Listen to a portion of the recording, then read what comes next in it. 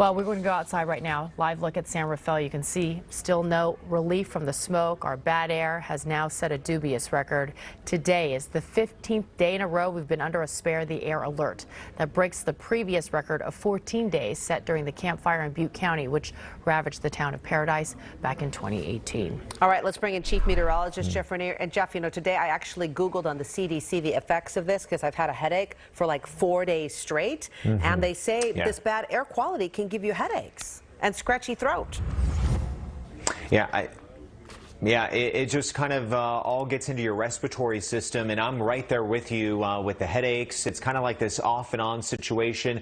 A little bit of good news, though, as we move through tomorrow, we could get the lower atmosphere stirred up just enough that we'll see some improvements, some slight improvements that I think could make a difference for some of us. So let's get a look right now, and it's this split picture. If you're in San Francisco, you have the fog and the relatively cleaner air, and then down in the South Bay, that's all the smoke and the haze that's lingering right now.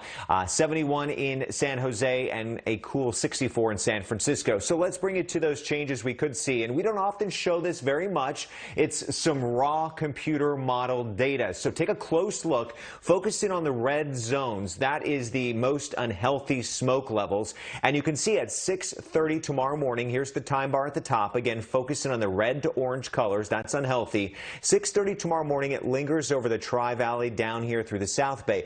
But notice for the East Bay, the peninsula, parts of Vallejo and the North Bay, we likely will see some of that smoke scoured out due to the fog. Then as we roll through tomorrow afternoon, we'll at this point, based on the current data, have a little bit more of a break in the North Bay for parts of the East Bay and the peninsula as well.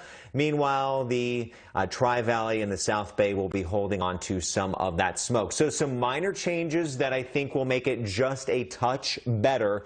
We'll stay unhealthy in the North Bay and the South Bay, but notice the Bay, the coast, and for the East Bay will be moderate, and for the Santa Clara Valley will also be in the moderate ranges. So some slight changes here that might make it good enough for some of you to be able to at least get outside for a little bit longer.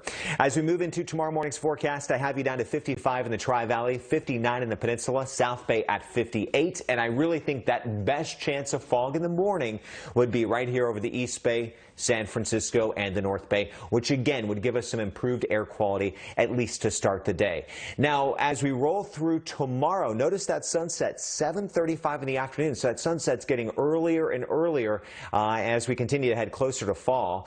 Just a sign of the times here. You see down in the South Bay, we'll be at 80 degrees, 87 in Morgan Hill, so not too hot for tomorrow. Right close to the Bay, 74 in Hayward, over to Concord, 86. Let's bring it to the peninsula, 78 in Redwood City. San Francisco stays in the 60s tomorrow with 63 in the Embarcadero. And for the North Bay, I have you at 79 in Napa, 82 in Novato. So not too hot tomorrow, but let's advance things. And you can see excessive heat watch this weekend. That hot area of high pressure is going to produce a heat watch for basically the entire state. So what is this going to mean for us? San Francisco, 78 on Sunday, 76 on Labor Day for Monday. For the inland valleys, going to a very hot 97 Saturday, extreme heat Sunday, 103 and 100 on Labor Day for Monday. So fire danger is going to increase. Last thing we need right now. And still no word yet, but maybe some more power outages due to the stress on the grid. We saw that the last time. Hopefully we don't have that, but this is going to be a 3-day event for us. So wish it wasn't there, but we got to deal with it. Yeah, that Sunday looks dangerous. All right, thank you, Jeff.